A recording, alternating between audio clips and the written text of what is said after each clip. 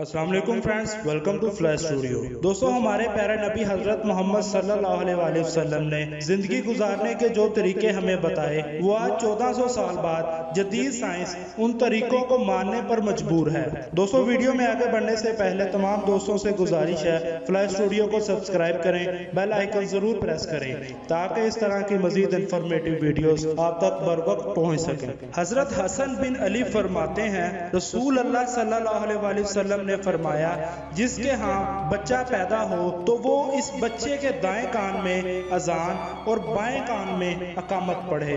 دوستو، جب کسی مسلمان کے ہاں بچے کی پیدائش ہوتی ہے تو اس کے دائیں کان میں اذان اور بائیں کان میں اقامت پڑھی جاتی ہے۔ اس عمل کا کیا مقصد ہے؟ اس پر علماء کرام کا کیا کہنا ہے؟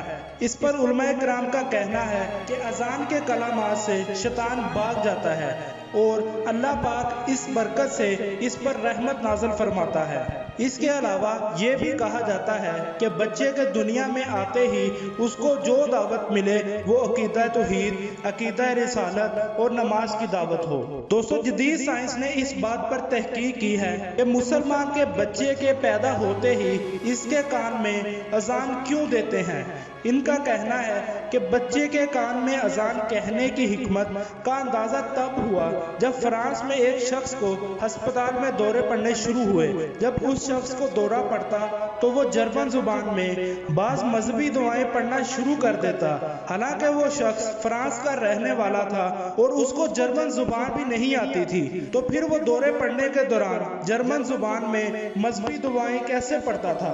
دوستو، اس وقت بعض ڈاکٹرز کا کہنا تھا کہ اس پر جنات کا سایہ ہے، لیکن آخر میں نفسیات کے ایک ڈاکٹر نے اس بات کا جائزہ لیتے ہوئے اس پر تحقیقات شروع کی۔ اس تحقیق کے دوران یہ بات پتہ لگی کہ جب یہ شخص نومولود بچہ تھا تو اس وقت اس کی ماں ایک جرمن پادری کے ہاں ملازم تھی۔ جب وہ پادری جرمن زبان میں اپنی مذہبی دعائیں پڑھتا تھا تو اس وقت کے بچہ وہی موجود ہوتا تھا۔ چنانچہ جب اس ماہر نفسیات کو یہ بات معلوم ہوئی تو وہ اس جرمن پادری کی تلاش میں نکلا۔ تو جب وہ اس کی تلاش میں جرمنی پہنچا تو اسے معلوم ہوا کہ وہ جرمن پادری مر چکا ہے، مگر ڈاکٹر نے اپنی ریسرچ جاری رکھی اور اس نے اس پادری کے گھر والوں سے کہا کہ اگر اس پادری کی کوئی پرانی دستاویز ہیں تو وہ مجھے دکھائیں۔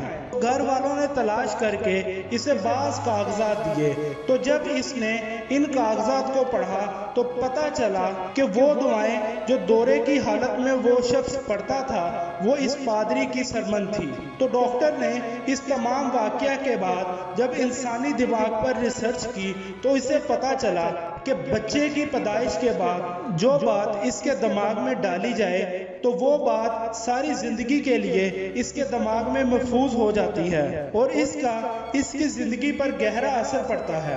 دوستو، ہمارا اسلام ایک مکمل ضابطہ حیات ہے۔ جو باتیں ہمیں ہمارے نبی حضرت محمد صلی اللہ علیہ وآلہ وسلم نے 1400 سال پہلے بتائیں، آج کی جدید سائنس ان باتوں کو ماننے پر مجبور ہے۔ تو دوستو، آج کی ویڈیو آپ کو کیسی لگی؟ کمنٹ باکس میں اپنی رائے کا اظہار ضرور کیجیے گا۔ اگر ویڈیو اچھی لگی ہے تو اس کو لائک کریں، فلیش اسٹوڈیو کو سبسکرائب کریں، بیل آئیکن ضرور پریس کریں تاکہ اس طرح کی مزید انفارمیٹیو ویڈیوز آپ تک بر وقت پہنچ سکیں۔